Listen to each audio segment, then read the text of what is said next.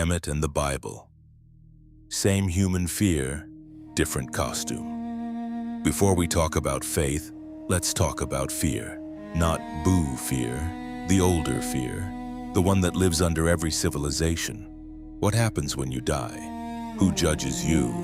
What counts as clean and what happens if you fail? Ancient Kemet, what we call Egypt, built an entire afterlife operating system around that fear. And one of its best-known components is what we call the Book of the Dead. Not one single book, but a collection of funerary texts and spells used for over 1,000 years, especially from the New Kingdom onward. Now here is where modern people get uncomfortable when you compare the mechanics of Kemet's spiritual system to later religious systems.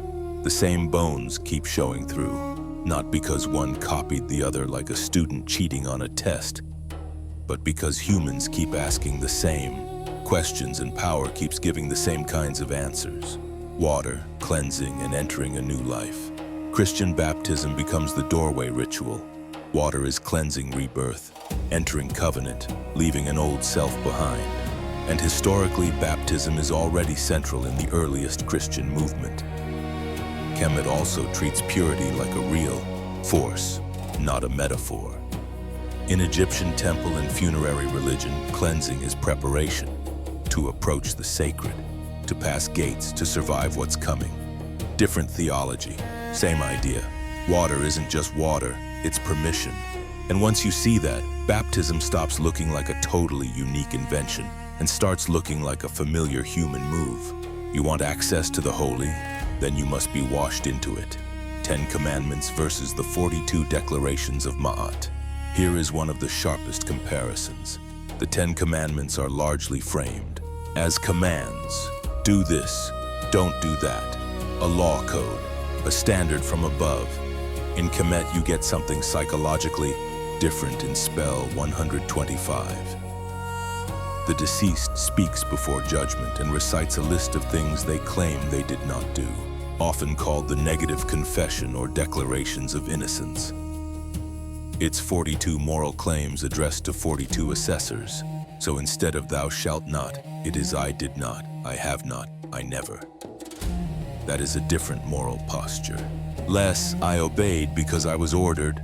More, I am accountable for what I refuse to become. And notice what both systems are really doing. They're turning morality into an afterlife requirement, whether it's commandments carved in stone or confessions spoken in a hall of judgment, the message is the same. Your behavior is tied to your fate. Kemet's underworld versus hell. Kemet doesn't map neatly onto modern Christian hell. The Egyptian underworld, the Duat, is a journey with gates, dangers, and judgment. Fail the judgment, and your heart can be devoured by Ammit, the devourer, which is closer to annihilation than eternal torture. Christian hell in many traditions becomes something else, punishment that can be eternal, conscious, and endless, so the similarity is not the same hell. The similarity is the structure. There is a moral test. There is a final consequence. There is a boundary between the worthy and the unworthy. Different sentencing, same courtroom energy. Osiris and Jesus, this is where people either get sloppy or get honest. Osiris is associated with death, kingship, and the afterlife. He becomes the lord of the dead and the judge figure in the Egyptian judgment scene. Jesus becomes, in Christian theology, the judge and the victorious one over death. So the parallel isn't same story. The parallel is a function, a central figure tied to death and what comes after. A figure whose story becomes the bridge between mortal life and eternal outcome. The human need underneath, both a ruler over death, so death does not feel random. Isis and Mary and the virgin birth claim here is the careful truth. Isis is not presented as a Virgin Mary in the Christian sense. The Isis-Osiris-Horus myth involves magic, restoration, and divine conception, but not the specific Christian doctrine of virgin birth as later taught. What is similar is the recurring ancient motif of divine conception and a sacred mother figure connected to a world-changing child. That's the honest comparison, shared archetype, not identical doctrine. A pattern that is in every culture. Pattern travels through cultures. You keep power and accuracy, and now the part people don't want to admit: when you step back, these systems start to rhyme because religions tend to do two things at once. They answer human fear about death.